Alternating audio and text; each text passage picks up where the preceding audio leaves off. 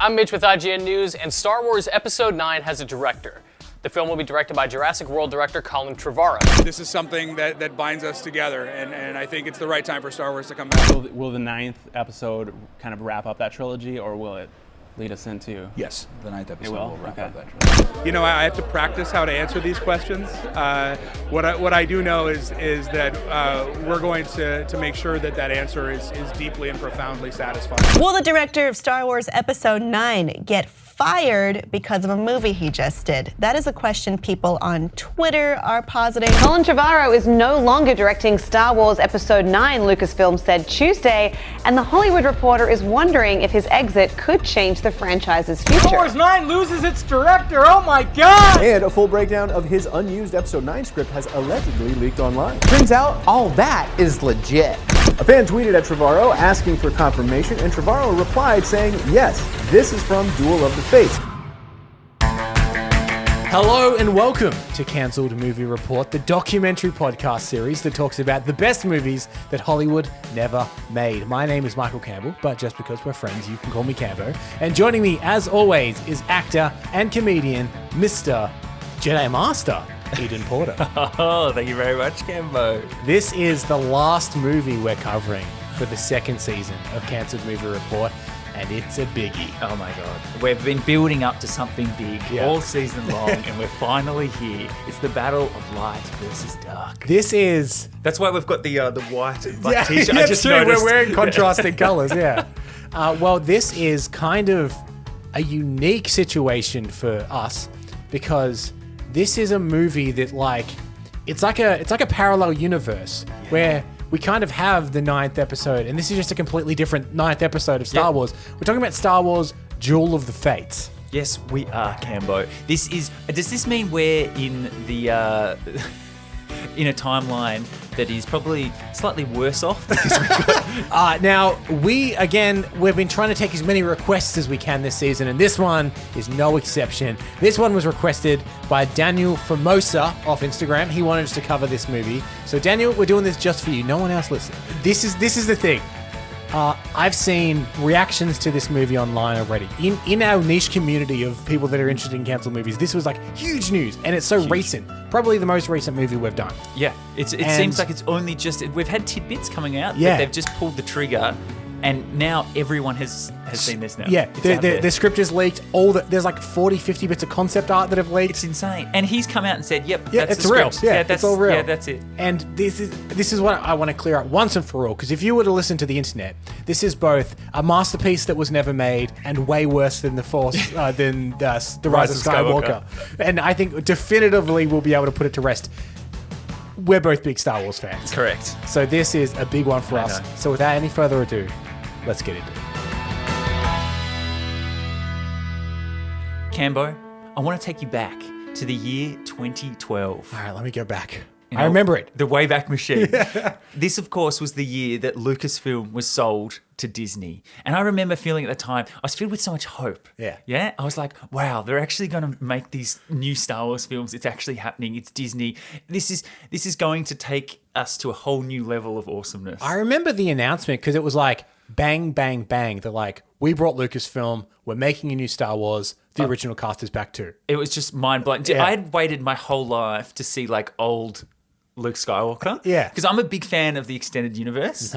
And I love all the extended universe. And I've read all that stuff. And that's my bread and butter So there. you were happy when they're like, all that is null and void. I was going to say, Cambo, the first warning signs came when they said, oh yeah, by the way, you love the extended universe. Oh, that's not canon anymore. Oh, we've changed all that. I was like, okay, I was a little worried at that point. But still, I was like, no, let's just see what they can do. And then, of course, Force Awakens came out. J.J. Abrams directed it. Yep. There were things that I liked about it. There were things that I didn't like about it. But ultimately, a huge success. I think the most important thing about The Force Awakens, one, I have a soft spot for it because I have a list of specific cinematic experiences that are like some of the best I've had, like in cinema experiences. And The Force Awakens is one of them, honestly. I remember seeing it opening night, and it was honestly just an amazing cinematic like experience. And I remember thinking, well, that's felt like Star Wars. Yeah, that was Star Wars. Yeah. That was Star Wars. And so we started at Star Wars, and then we slowly started to descend the mountain towards what was ultimately. So we had 2015, The Force Awakens. Then we had 2017, The Last Jedi. Now, The Last Jedi is very divisive, I would say. And I would suggest, let's touch on it briefly. Yeah. But it's been talked to death for years, and I don't know if we're going to add anything particularly new. We're not going to tread that ground, but we will just say that Divisive. Ryan Johnson put a script together. You can say that, yeah. And I think what he did was, so you're playing, let's say you're playing basketball with someone, and they get a knife and they stab the basketball, it deflates, and then they go, there you go, try and play basketball now, mate. Here's the thing. I don't hate The Last Jedi. I also don't particularly like it that much. I kind of nothing it. I think there's a really great Star Wars film in there.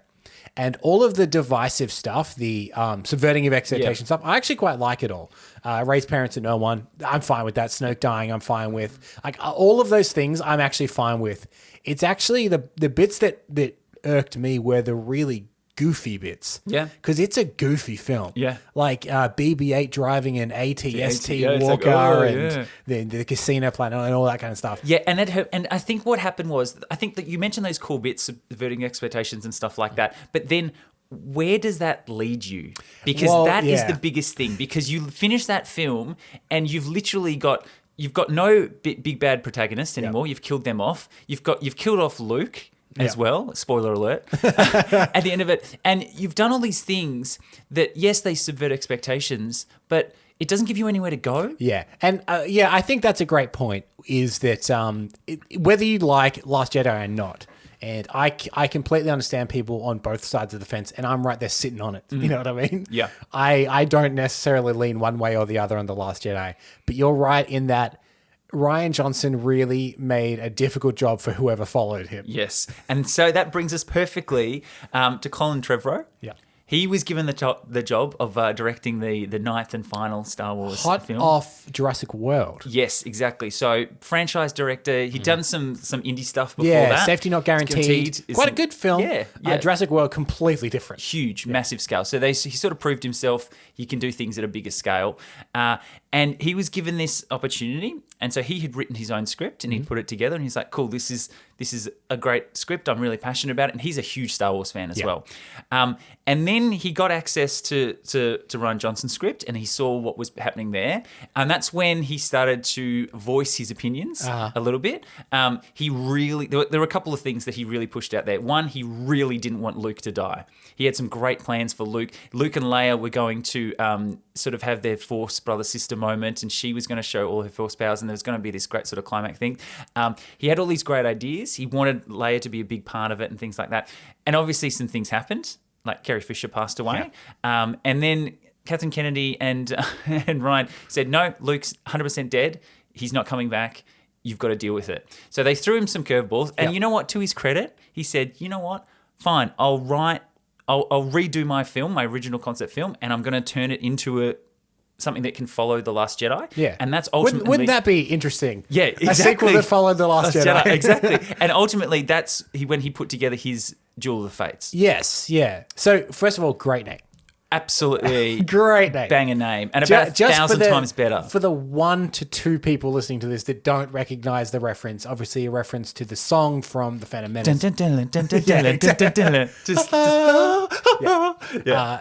And I believe, he co-wrote this, if I remember correctly, with Derek Connolly. Yes. Yeah, correct. Yeah.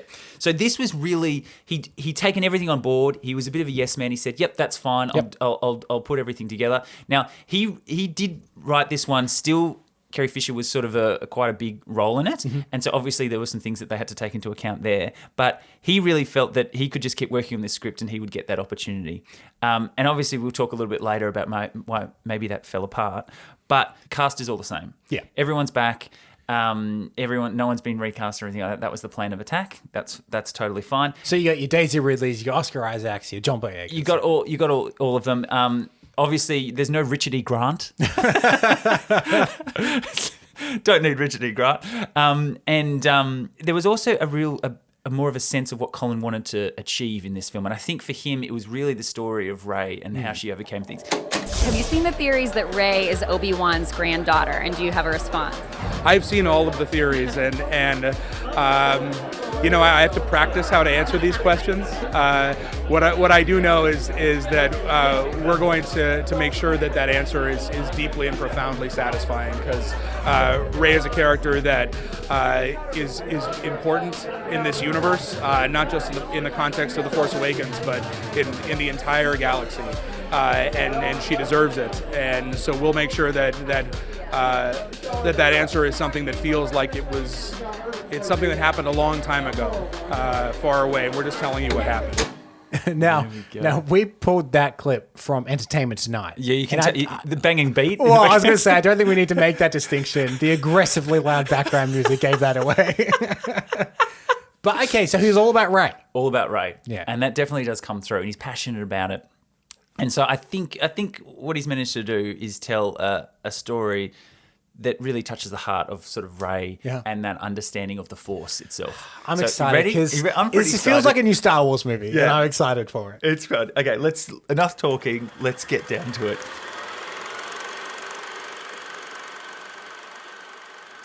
A long time ago, in a galaxy far, far away. Star Wars, Episode 9. Duel of the Fates. The iron grip of the First Order has spread to the farthest reaches of the galaxy. Only a few scattered planets remain unoccupied.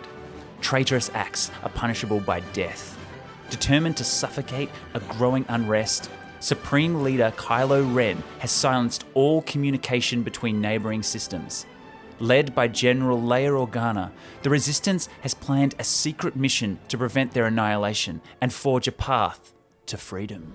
We start with a rich tapestry of stars, as all Star Wars do, and then we drift back this time. There's not a ship going in, but we're drifting back into a glowing rectangular entrance of a docking bay. Okay, so we move back into a docking bay. Now the First Order transport comes into view and it touches down. It opens out to reveal a variety of droids. A graphite black BB-8 unit carefully splits off from the ship. Yeah? It makes its way down corridors and bumps into a Labour droid as it's moving past. It scrapes its spherical side, revealing orange. Oh, I knew it! Yeah. He's good. He's undercover. Old mate BB-8. Old mate BB-8. It's undercover BB-8. BB mate. He rotates the orange to beneath his head and he keeps zooming off down the corridor. Classic.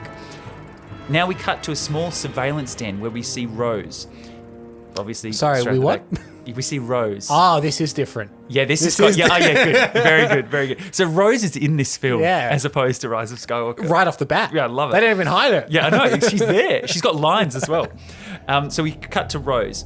She's adventure worn, battle ready. She's got a comlink in her hand. She asks BB-8. BB-8, you in? BB-8 does his... He wobbles. He warbles back. Do you know the voice of BB-8 from the... Bill Hader. Bill Hader was a little known fact. Of course you know that. Our viewers probably don't though. Actually, they probably do. Good. Star Wars fans aren't known for their lack of intensity. Yeah, correct.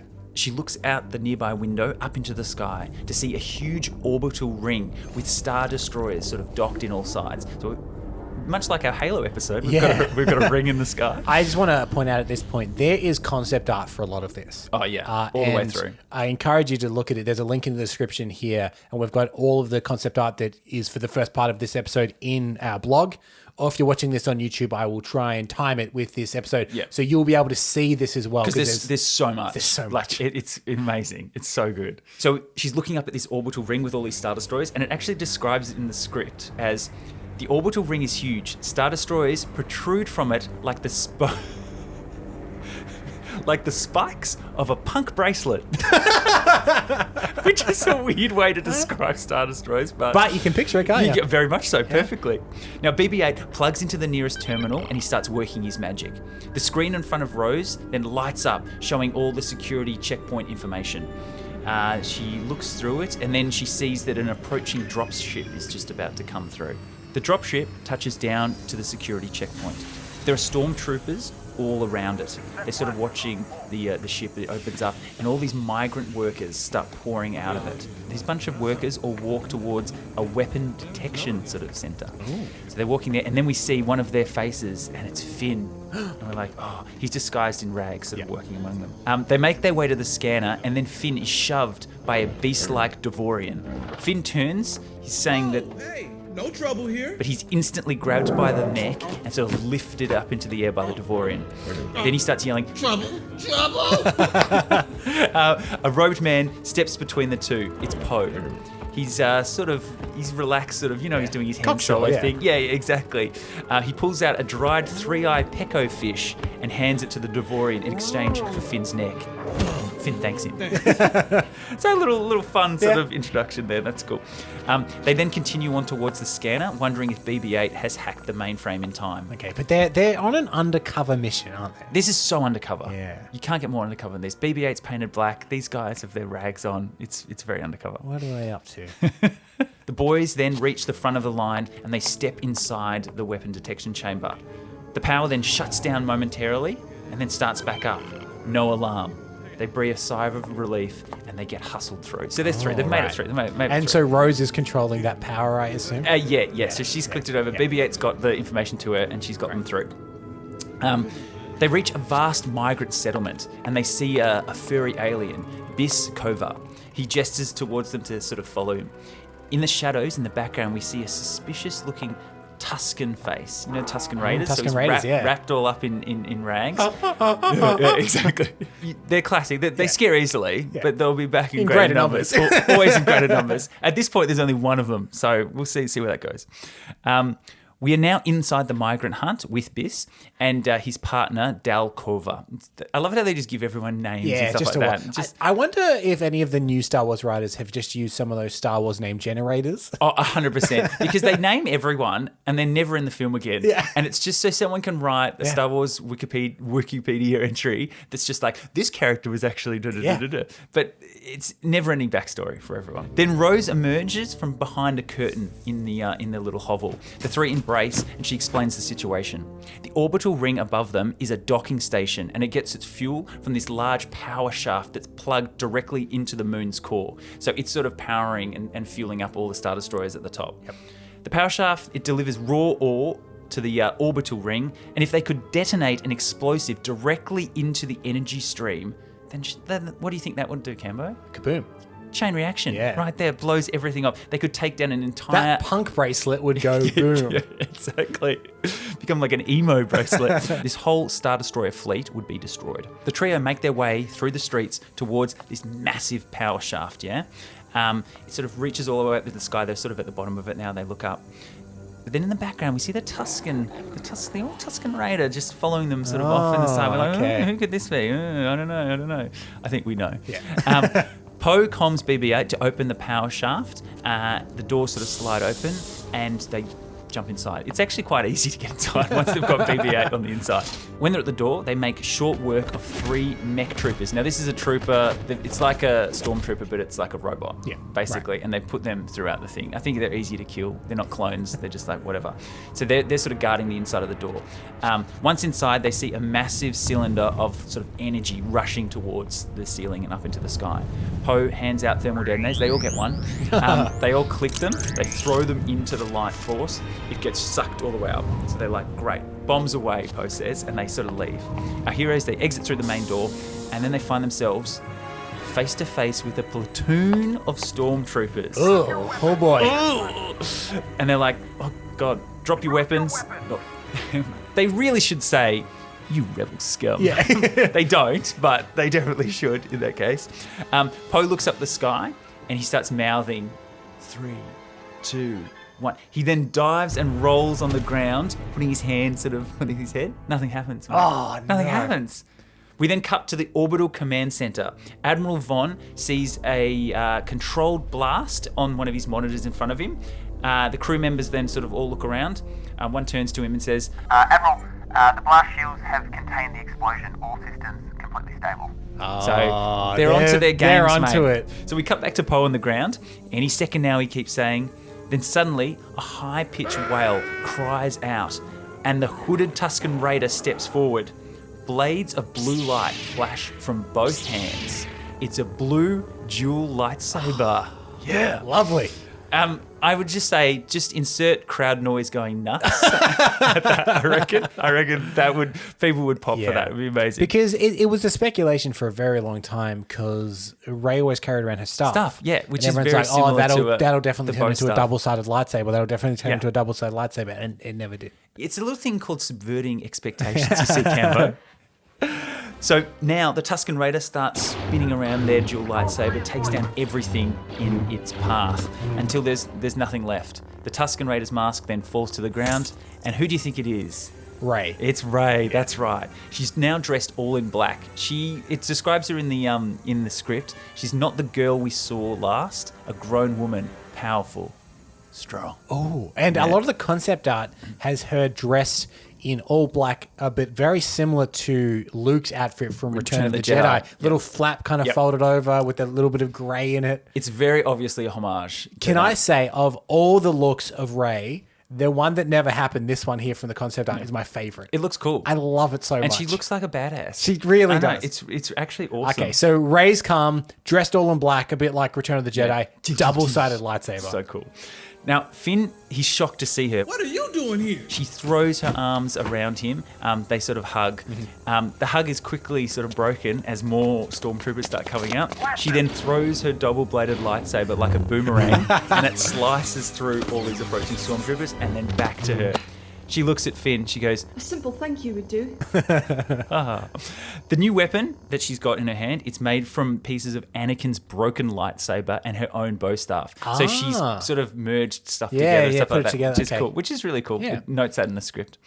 It notes that it's really cool. It does say that. It says, Campbell probably think this is sick. Rey then force pushes back 8 stormtroopers as they sort of make their way. So she's using all her tricks of the trade right now. She pushes them all away. All these migrant children sort of start gathering around. They see her using the Force, and they all start chanting, "Jedi, Jedi, Jedi." More stormtroopers start to arrive, then locals start to sort of block their path because they're sort of helping Rey in this point. They're sort of standing in front of them. Then they start throwing their hammers, tools. You can sort of see there's seeds of a revolution sort of there. In the confusion, we hear incoming TIE fighters approaching. Rey wants to help the locals. She sort of sees them over there struggling, but Poe knows this is not the time. She reluctantly follows him back to the blast doors so they go back inside. We then cut to the comm center. What's happening down there? Admiral Vaughn sort of looks at the monitor and sees... "Oh, the last Jedi's with them, sir. The last Jedi's here." And then Admiral Vaughn sort of turns around. "Alert the Knights of Ren." So it's pretty cool. Yeah. I wish he said activate. Oh, yeah. Activate the Knights of Ren. And then we're back inside the blaster door. So we've got, so Finn's there, Rey's there, Rose is there, and Poe's there. They're sort of trapped inside, and Poe then sort of thinking, okay, what are we going to do? We need to go up, if anything. So then he comm links BB-8. BB-8, we're coming up to you. Plan's gone sideways. We're going to need another ship. Poe looks up to the ring above. His eyes settle on the eclipse. A colossal Star Destroyer docked just above them. You're not serious. That is an Eclipse-class dreadnought. You can't fly. I could fly anything. We're in.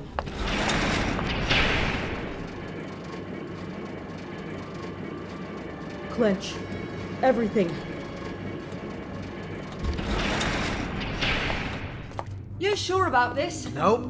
We had better odds at Raxus Prime. That was not my fault. You need to let Raxus Prime go. Cut to the observation deck. Admiral Vaughn watches the rebels race towards the Star Destroyer. Where are they going? They disappear into the giant docking bay of the Star Destroyer. Can't possibly. How many men are on that ship? Just the bridge crew, sir. The rest are on dock link. Cut to Star Destroyer Bridge. Who's in charge here? I am. Great. I'm your new pilot. Where does the pilot sit? You will set a course for the Neroan system. We will set a course for the Neroan system. All the bridge crew take their positions at their consoles, mind-tricked en masse. Cold start the engines. We can jump right to hyperspace if we overheat the laser cannon drive. Exhaust will spill over. Yes, into the propulsion systems, we can freeze the chamber. Don't you see? you and I, how we... Do you feel that? The time. Okay, I'm going to need very specific instructions. Shields up. Setting calculations for light speed. Let's go! Don't rush me. I messed this up and we'll fly right into the sun. I turned on the lights! One of the crew members snaps out of the mind trick. Who the hell are you? Let's get somewhere else. Fast. I'm working on it. Who uses an inverted control yoke?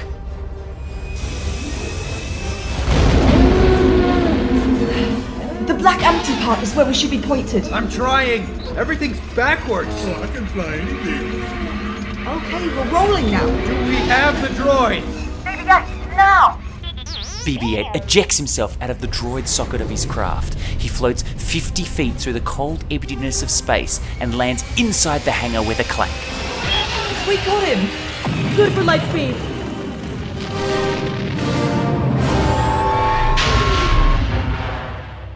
Okay, now there's a lot going on there, Cambo. First of all, great fun scene though, mate.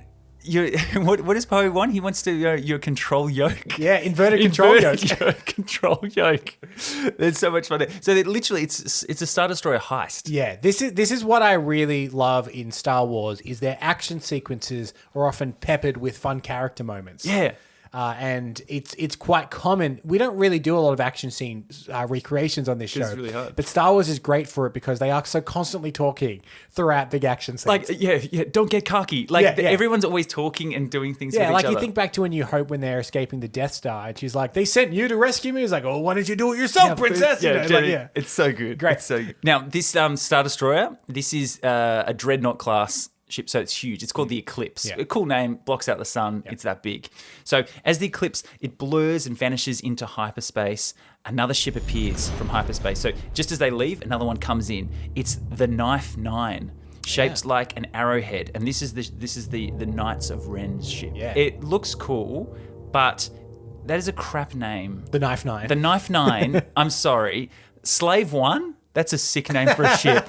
Knife 9, I think that's what they were going for. They're like, everyone loves the Slave 1 and stuff like that. But then the Knife 9. Yeah. But this time, on the orbital platform of the ship, because it lands, the Knights of Ren, they come out. Ooh. And we see them. Yeah. And there's 4 of them, okay? Yep. So we've got Hataskar Ren, he's the leader with sort of a big black cape. We've got Ott Ren and Laurel Ren. Yeah, and then we've got Jadic Ren, who wears sort of a ghost mask on as well. So Kylo not the leader?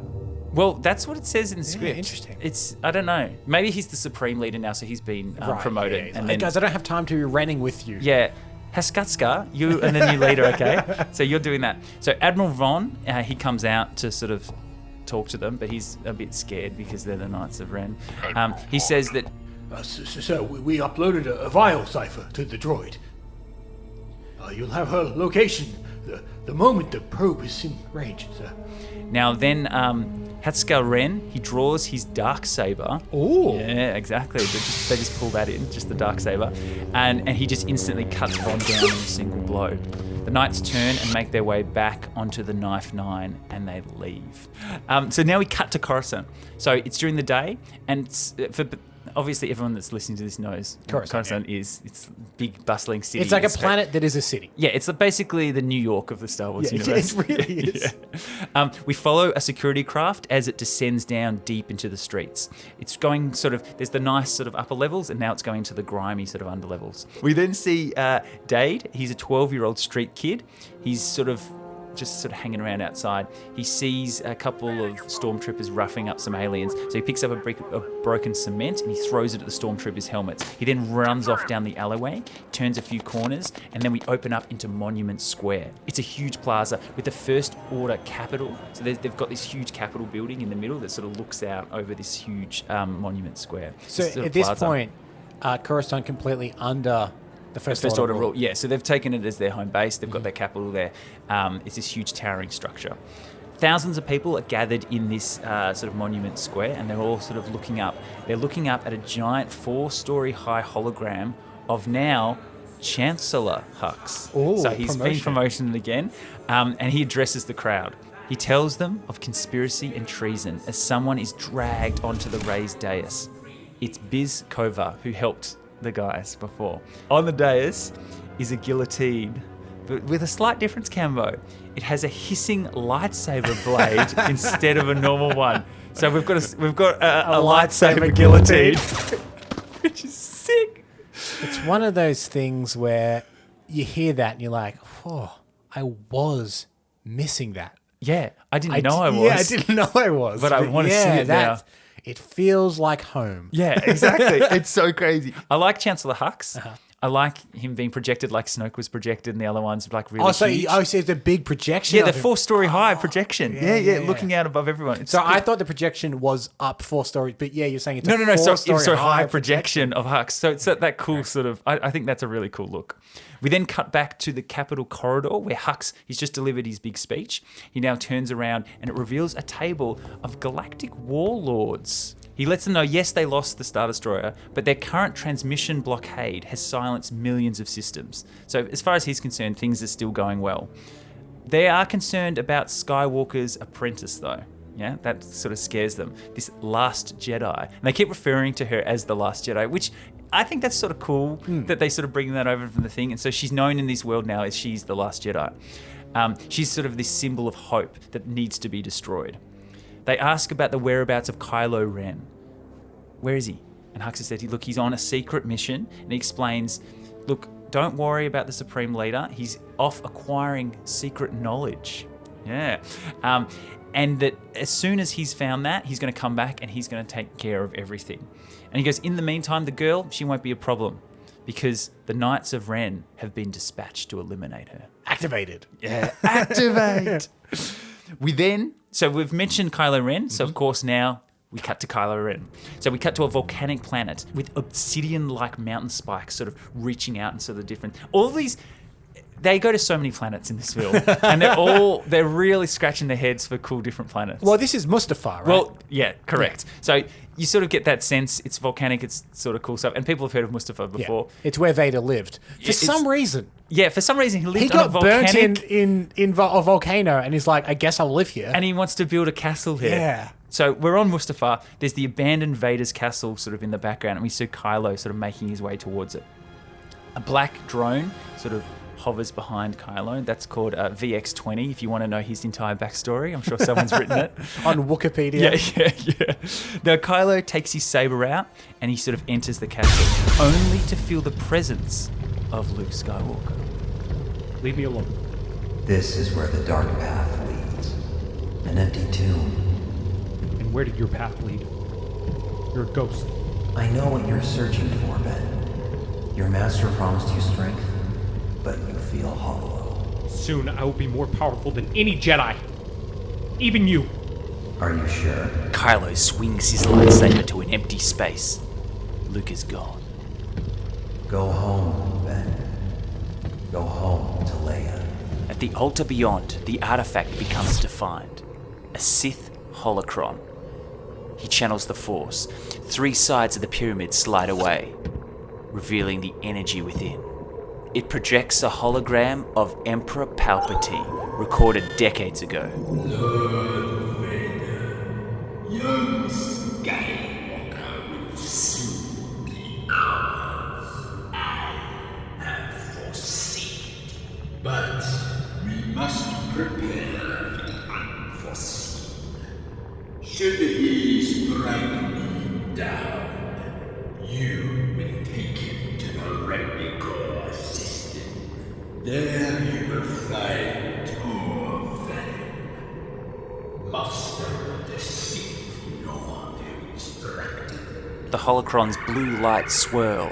They change red and emit a laser that scans Kylo's body. Here the son of Skywalker will acquire a great ability beyond what you can hope to command in your damaged state. With it, he will harness the untapped power of Mortis. At last, we will realize the destiny for A blast of red lightning shoots from the holocron right into Kylo's eyes. Oh, Nelly. Okay, so Kylo found the Sith Wayfinder, Mm. and he's now essentially going to finish what the Emperor had started many decades ago. Well, it's the holocron. Yeah. It's the holocron. Actually, there's a lot of them around, and they all are cool, like Jedi and Sith artifacts, and they're in a lot of the extended universe stuff. And just to have it in here, it's really cool. You liking it? It's really cool. But Emperor Palpy, good old Palps. So he's told him, go to the Remnacor system, find Tor Valum. Correct. He trained Palpatine. Yeah. Well, I thought it was Darth Plagueis that trained Palpatine. Yeah. So have you heard the tragedy of Darth Plagueis? It's not a story the Jedi would tell. Oh, okay. That's probably why I've never heard it. I love it. What do you think of the idea that Luke is like haunting Kylo Ren? I love it. I think it's too. so good. I It's love just it too. because he says in The Last Jedi, he goes, "If you strike me down, I'll always be with you." And he I'll says, always- see you around, kid. Yeah. And then you'll notice in the films we got, no, he won't. Yeah, he never sees him He again. never sees yeah, him that's again. so true, actually. So this makes a lot more sense. Also, it makes sense because as you said at the beginning of the episode, he wanted Luke in the story.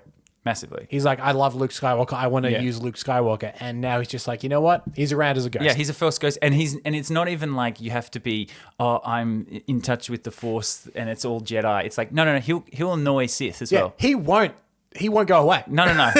He's there for the long haul, which is awesome. But as soon as Kylo gets hit in the face by all this Force lightning, so basically it scanned him, it realized it wasn't Vader, and it zapped Kaboom. him. Yeah, exactly.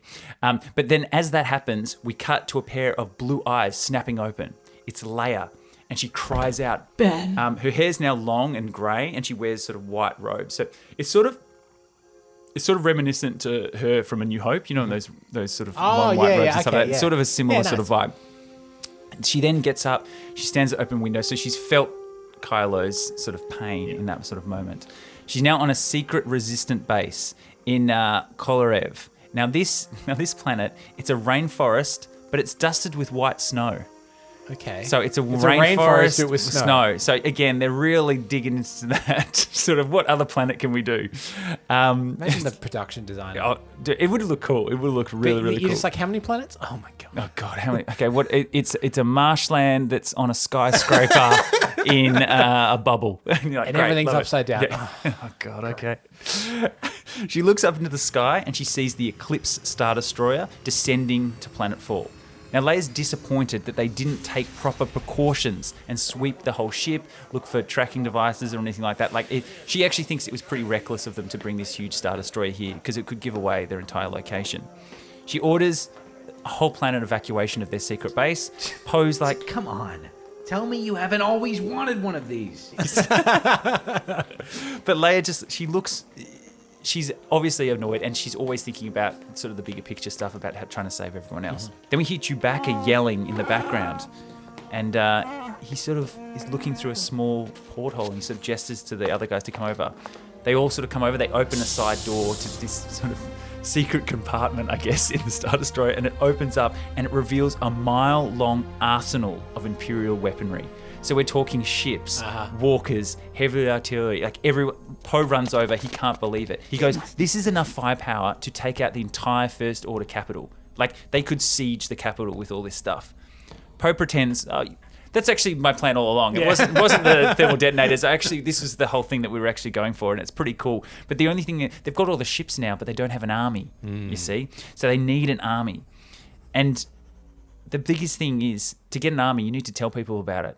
And they can't, because no one can hear them because of this transmission that's sort of there. Blocked. Yeah, exactly. But then we sort of zoom in on Rey. She goes, but what if they could? Then Rey's back on board the Millennium Falcon, and she's got the Jedi texts that she got from Luke, from the Last Jedi. She reads them there, and there's an old Jedi communication system that she's sort of reading about. It's powered by a nexus underneath the old Jedi temple on Coruscant. It's a force beacon that's underneath it, and it's sort of engineered to call all these outlying systems so it can communicate. If you could get to that tower, she says, then they could call everyone to sort of come and fill up this armory. Yeah. And it could actually turn the tide of the war. Yeah, because you're saying that there is a feeling of people wanting to fight back. That's exactly. And so you've got little peppers of that throughout it. And so now it's like, well, hang on, if we can actually gather Get to everyone them. up. We've now got ships and walkers and crazy amounts of stuff that if we can get everyone to rise up, it's definitely worth a shot. Cool. So the idea being that if they could get to this beacon and turn it on, they could rally all the troops to it. Then we cut to Rey blindfolded. She's sort of doing her training. She's jumping, springing, ducking, all this. And then she hears Luke's voice encouraging her. She gets hit in the head with a bit of wood.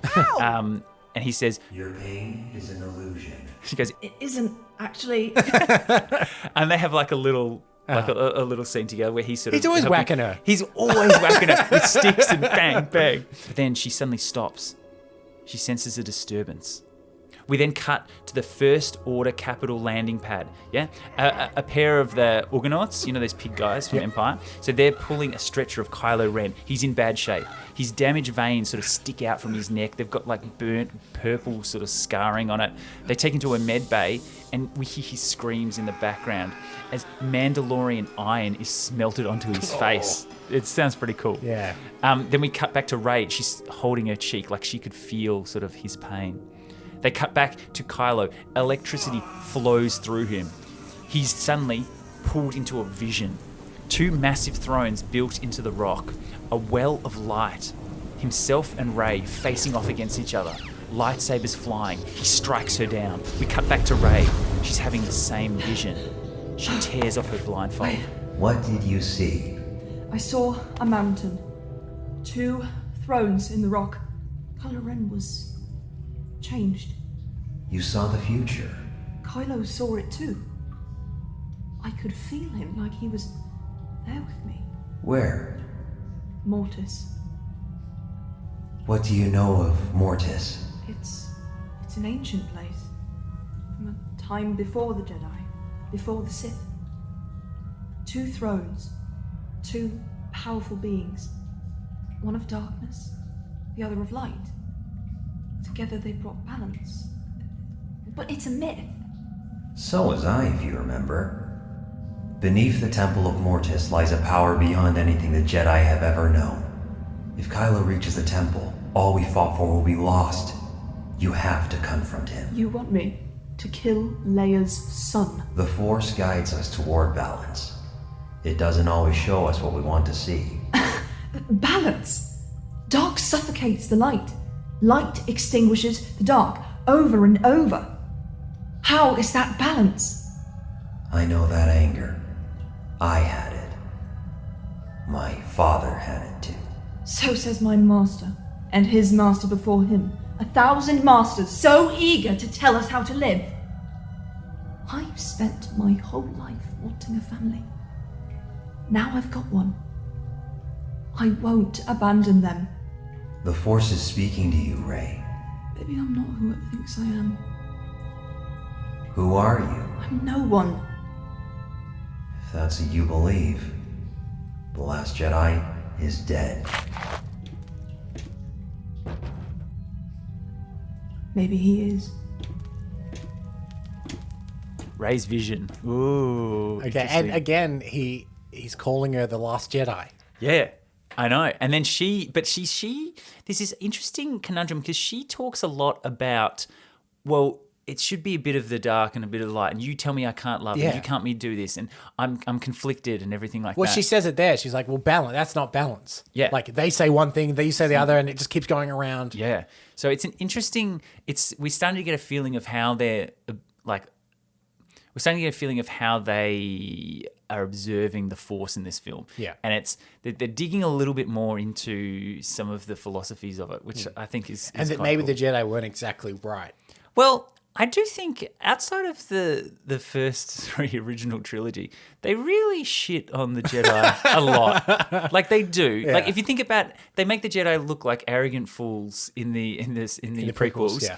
And then in this one, like Luke is a hermit and all that sort of stuff. And so I'm like, can we just make Jedi cool and like know everything, get Yoda back? Like it'd be so good. So Rey's had her vision, and you can see they've got this connection. And Rey and Kylo both had the same vision. Yes. Sitting on 2 thrones in the rock. Yes. In Mortis. In Mortis. Now, have you heard of Mortis before?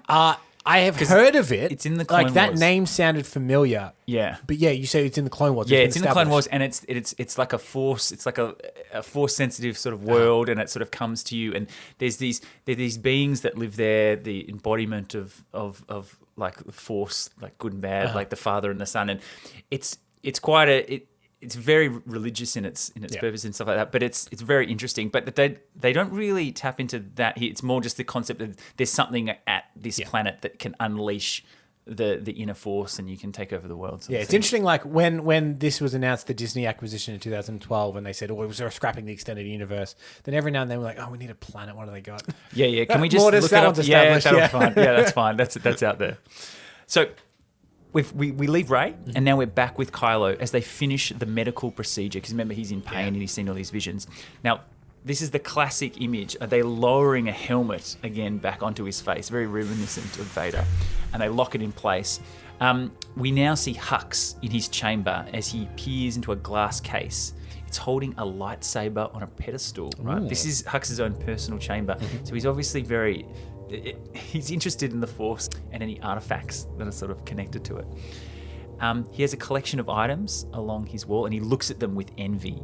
He then places a coin on the countertop, and he puts his hand to his head and he tries to move it. He tries to use the Force, basically. He's staring at it, he's going red in the face, but it doesn't move. He's out of breath, and he's just been concentrating so hard. And then suddenly he's startled by Kylo, who sort of comes in behind him.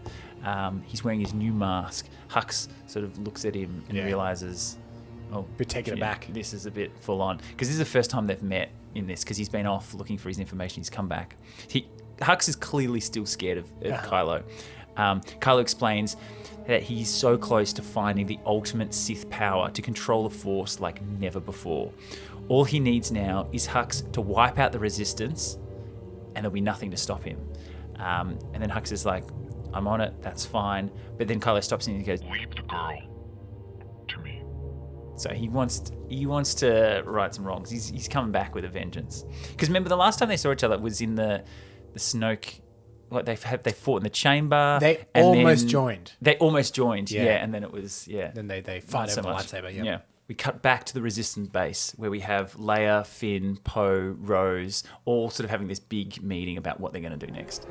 As you know, the First Order has silenced communication between all neighboring systems. The source of the blockade is a transmission jammer deep in the First Order capital on Coruscant. That's here.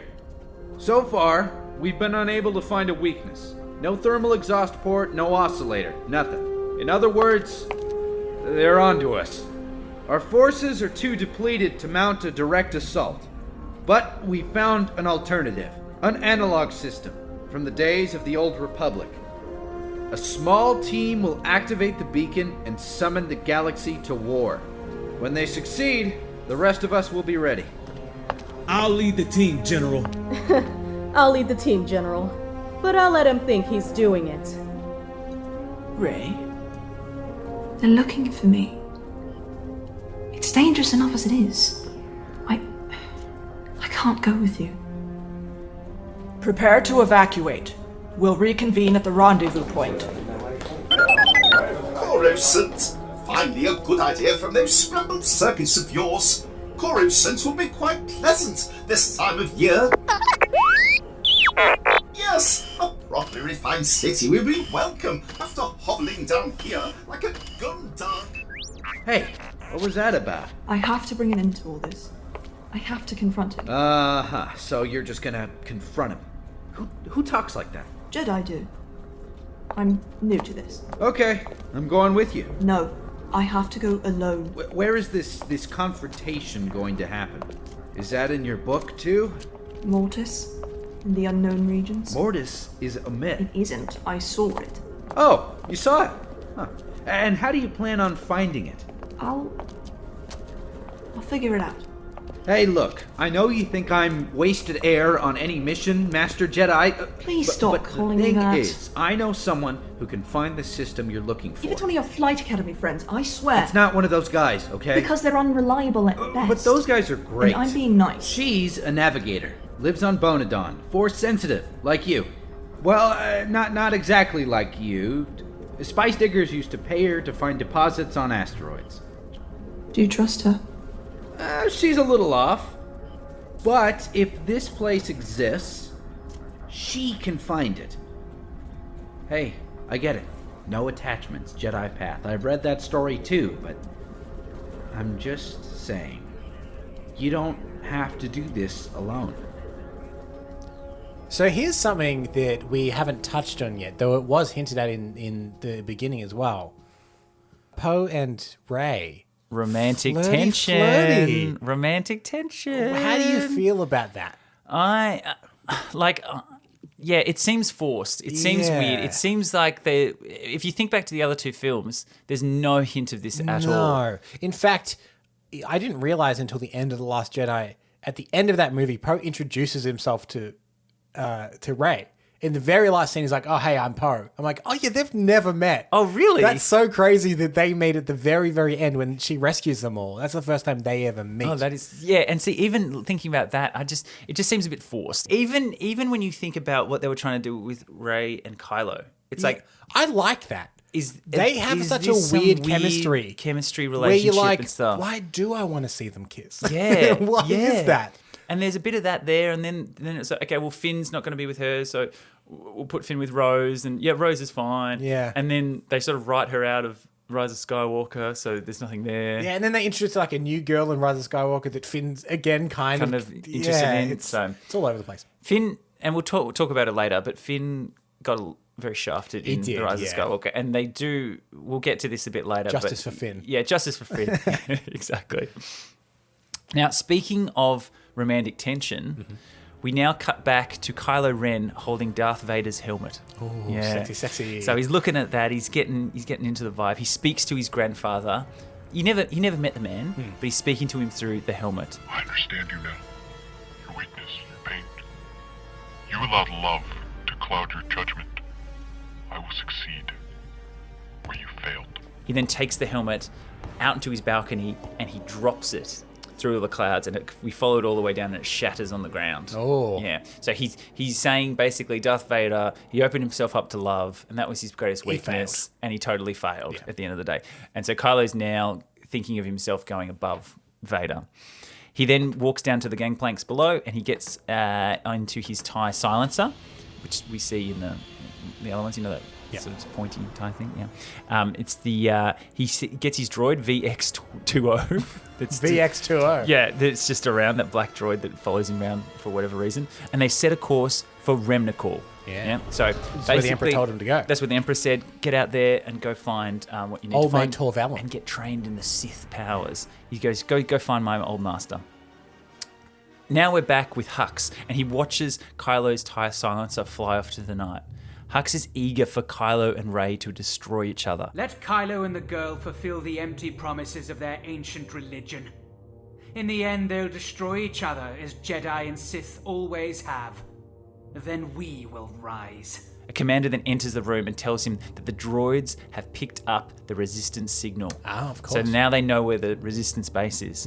Hux is excited to witness their extinction himself, and he readies his personal ship. Oh.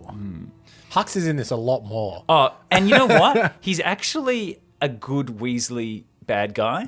The fact that he became a spy in the last one is so ridiculous. To the point where they had to cast Richard E. Grant to be like, we still need a Weasley bad guy. Yeah, exactly. And I actually like his sort of promotion here. Like, he calls himself Chancellor Hux and all this sort of stuff. And he's gone from just being that commander, he's sort of risen through the rank. I sort of like that. I think that's cool. Now we're back at the Resistance secret base, and we see Rey, Finn, Rose, and Poe. They're all going on their separate ways now. So they've got sort of clear missions. So Rey and Poe, they're going to go to this navigator to find a way to get to Mortis, and then she's going to embrace the Force and everything like that, trying to beat Kylo there, because they both have the same vision, so they know what they're going to do. Yeah, they're both heading there. Yep. And then we've got Finn and Rose, and they're going to go set the beacon on Coruscant. Now then Leia is also there, and she tells Rey that she's different, and that she can bring balance to the Force like no one else has in the past. It's this tender moment between the two, and she's sort of embracing Leia and Rey, and then bang, a huge explosion sort of happens. Hux's personal ship, do you know what his personal ship is called? No. Okay, I'll tell you. It's called Finalizer. Oh. The finalizer. They do have, we've got like Eclipse finalizer there. We've all got cool names. The finalizer starts blasting down on the surface of the resistance base, so it's up in orbit, sort of shooting them all down. Decimate any ships leaving the planet. Charge the primary weapon. The evacuation sounds. Poe tells everyone, okay, let's actually get to the Eclipse, because the Eclipse is this huge dreadnought. If we can get everyone back into there, we can just get out of here. So they're describing this in the script as all these like bees flying back into the hive. So all these little rebel ships are all sort of flying back into the hive, and so we're getting them in there. And as they're flying, everyone's like, the Falcon's there, and it's called the Phantom Hawk. That's Rose's ship that her and Finn are in. So they're all sort of flying out there. C-3PO is in Rose's ship, and in a little bit of a slight forced homage, he says, I'm afraid our shields cannot withstand the super laser of this magnitude. And then Rose cuts him off with, Tell me the odds, 3PO. I like numbers. because you never tell. Subverting expectations. Exactly. Now, we cut back to the finalizer, and its primary weapon is ready. They fire at the planet as both the Phantom Hawk and the Eclipse shoot off into hyperspace. So they're both out. The majority of people have all got out. Just as the finalizer super laser, it shoots into the Earth, it penetrates the crust, and this huge sort of hellfire erupts around the planet. From this hellfire, we see the lone Millennium Falcon making its way. Now, it hasn't made the jump yet, but it's still sort of flying through. And what's cool about this sequence is because they've just blown up a huge part of the planet, huge chunks of scenery are now out in space. So they're flying through space, but there's giant bits of jungle, there's mountains flying, there's a frozen waterfall that's because it's gone into space, it's frozen, and that's sort of zooming past them. And then suddenly another ship starts firing on them. It's the Knife Nine. The Knights of Rennerbach. Knights of Rennerbach. I still don't like that name. They're starting to shoot at them now, so now we're getting a bit of a dogfight. And this is sort of our first real, proper, cool, sort of fun dogfight. And they're both sort of weaving in and out, firing at each other. Poe manages to blast a piece of passing mountain, so as they go into there, because the mountain's rotating and it sort of goes above them, and they shoot the So it's upside down above them. Yeah. And then it flies off, and that then lands on the Knife Nine and sort of spins them out into the asteroid field. They're spinning out there, then they clear the debris, and they push off into hyperspace. We then see the Knights of Ren in their ship, and it sort of steadies. Hadaska, then he puts his hand on the glass cabinet, and then Jadek Ren puts his hand on the cabinet as well, and they sort of share a vision. And then Jadek then turns to the other guys, and he says, Set a course for Bonadon. Now we're back with Kylo as he touches down in between these frozen trees. So we now realise that we're in the Remicor fortress, right? So he's made it all the way over there, and this is basically a hidden ancient Sith planet, yeah. So he's hoping to get trained. Yeah, he wants to be Tor Valum. Yeah. Exactly. So and Tor Valum is sort of played off as the dark side's version of Yoda, sort of this ancient 7,000-year-old guy that sort of knows everything about the Sith. Kylo walks inside the chamber of the fortress, and he sees a glowing white light all the way down sort of the end, and he sort of approaches it, and then he hears a voice. Reveal yourself. I seek the Sith Master Tor Valum. I am no master, but I was once called Tor Valum. You trained Darth Plagueis? That name means nothing to me. Does your life? You threaten me with death. How amusing. You are weak. I feel nothing. You feel what I allow you to feel, child. Reveal yourself.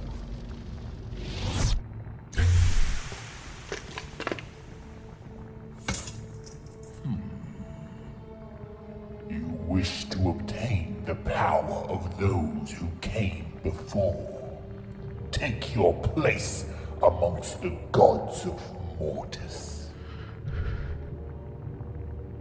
I do. To rule the galaxy without armies, without starships. Yes. Yet you fear the frailty of your vessel. You need this power. Kneel before me. You call yourself a Sith, but the Sith are unrepentant, remorseless. You're haunted by the past, your very existence. I have no regrets. You lie. Unless you sever yourself from the past, your fate will be the same as theirs. Taut Valum motions to the battlefield in the valley below. We see vacant Jedi Knight armor, empty Sith Marauder armor from a battle long forgot. The living force is nourishment. The more one consumes, the stronger one becomes. To take life is to cheat death. Teach me.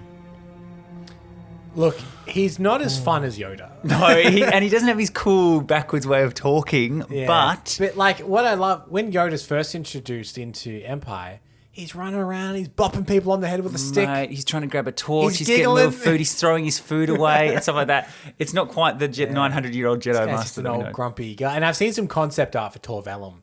And he's kind of like a weird blob. He's like a blobby, sort of almost spidery guy. Yeah, and a little bit spidery, yeah. He's in like a gross sort of pit area, and he sort of comes out and stuff like that. So it's pretty cool looking. Yeah. Pretty interesting. But big ups for a Darth Plagueis reference. Yeah. Like, and to be totally like, he doesn't, no respect for Darth Plagueis. No respect. That name means nothing to him. It's crazy, isn't it? Like, even he doesn't know the story. Yeah. Okay, so to make it clear, we've got Tor Valum's going to train Kylo. Yep. Finn and Rose are going to Coruscant to start the beacon. Beacon, yep. Rey and Poe are going to find the Navigator to find Mortis. Correct. They're all set for their adventures. Exciting times. We have come to the end of part 1 of our cancelled movie report on Star Wars Episode 9, Duel of the Fates. We hope you enjoyed this episode, and we would love it if you would subscribe, be it on Apple Podcasts, Spotify, Google Podcasts, YouTube, or wherever you like to listen. Honestly, it really does help us get discovered in the charts. It would also be terrific if you could leave us a 5-star rating, or most importantly of all, tell a friend. If you thought this was kind of cool, we would love you to tell a friend. We are completely independent here at Cancelled Movie Report, so your support, honestly, it means the world to us. Hey, what do you think of the movie so far, and have we missed anything? We'd love to hear from you. You can always get in touch with us via cancelledmovies@gmail.com or @cancelledmovies on all of the socials. And hey, maybe there's another cancelled movie project you'd love to hear about next season. Why not let us know? You can fill out a form in the episode description alerting us to a project, and we may just give it the cancelled movie report treatment, much like we've done with this movie.